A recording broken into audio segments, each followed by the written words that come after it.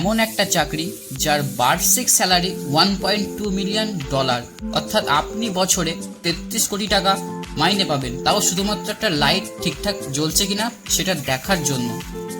এই যে লাইট হাউসটি দেখতে পাচ্ছেন এর নাম হলো জুমান লাইট হাউস। এই লাইট হাউসের মাথায় যে লাইটটি দেখছেন, এই লাইটটি দেখাশোনা করার জন্যই বছরে আপনি 33 কোটি টাকা মাইনে পাবেন।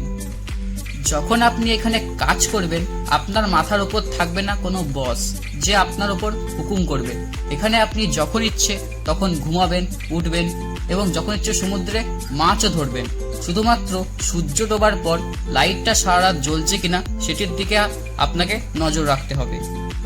শুনে একটু অবাক হলেন নিশ্চয়ই যে এই একটা সামান্য কাজ করার জন্য আপনি বছরে 33 কোটি টাকা মাইনে পাবেন, অর্থাৎ প্রতি মাসে 2 কোটিরও বেশি টাকা। তাহলে শুনুন এই জুমান লাইট হাউসের আসল কাহিনীটা, যার জন্য কেউ এই চাকরিটা করতে চায় না।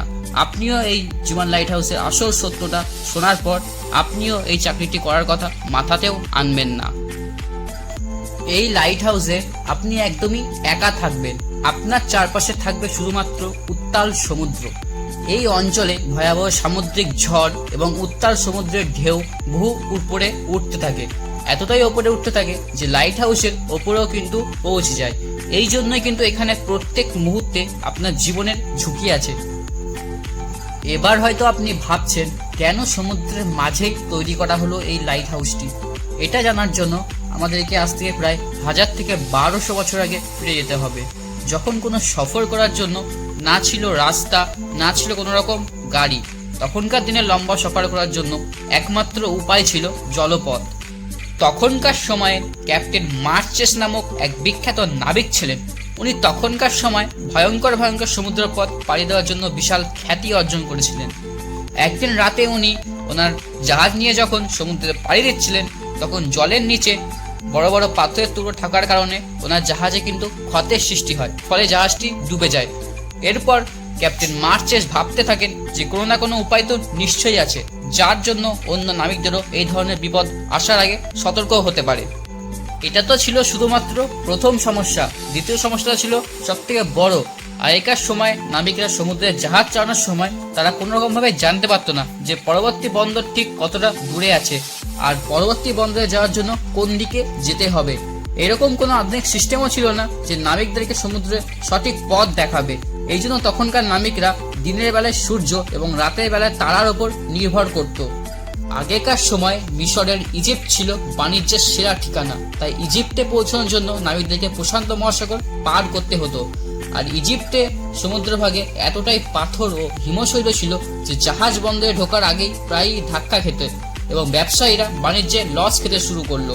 তাই তখনকার সময় ইজিপ্টের শাসক ফিটেলমি দ্য সেকেন্ড ফিলাডেলফিয়াসের নেতৃত্বে তৈরি হলো পৃথিবীর প্রথম lighthouse, the Pharos of Alexandria.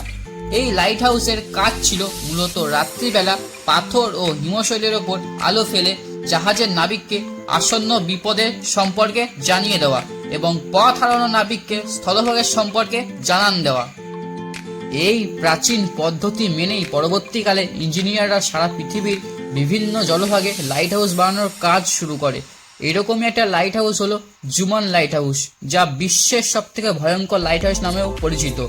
এই জুমান লাইট হাউসটি রয়েছে ফ্রান্সের উত্তর পশ্চিম দিকে ব্রিটানি উপকূলে। এই লাইট হাউসের উচ্চতা প্রায় 157 ফুট। চলুন এবার শেয়ার করি আপনাদের সাথে জুমান লাইট হাউসের ভয়ঙ্কর দিকটা। ধরুন আপনি রাতে ঘুমাচ্ছেন এবং আচমকা বাইরে প্রচন্ড ঝড় উঠেছে এবং সমুদ্রের জল আছড়ে পড়ছে আপনার লাইট হাউসের ভেতরে। লাইট হাউসটি সমুদ্রের মাঝে হয়, ঠিকমতো টাওয়ারও পাওয়া যায় না, তাই বাড়ির লোকেদের সাথে আপনি কোনো রকম যোগাযোগ করতেও পারবেন না। শুধুমাত্র ওয়াকি টকির মাধ্যমে উপকূলবর্তী অফিসে কথা বলতে পারবেন, তাও খুব এমার্জেন্সি হলে। অর্থাৎ এই চাকরি করা মানে মাঝ সমুদ্রের একটা জেলখানায় আপনি একা আটকে থাকা। তাই কেউই এই লাইট হাউসের চাকরিটি করতে চায় না। তাহলে কি ভাবছেন, আপনিও কি এই জুমান লাইট হাউসের ভয়ঙ্কর দিকটা জানার পরও এই চাকরিটি করতে চাইছেন? কমেন্ট করে অবশ্যই জানাবেন ভিডিওটি কেমন লাগলো। ভিডিওটি যদি আপনাদের ভালো লাগে তাহলে অবশ্যই একটি লাইক করে দিন এবং চ্যানেলটি সাবস্ক্রাইব করতেও ভুলবেন না। এছাড়াও আমাদের ফেসবুক পেজ জীবনের মোটিভেশন বাংলা, সেটিকেও ফলো করতে পারেন। ডেসক্রিপশন বক্সে লিঙ্ক দেওয়া রইল। তাহলে চলুন আজকে ভিডিওটা এখানেই শেষ করছি।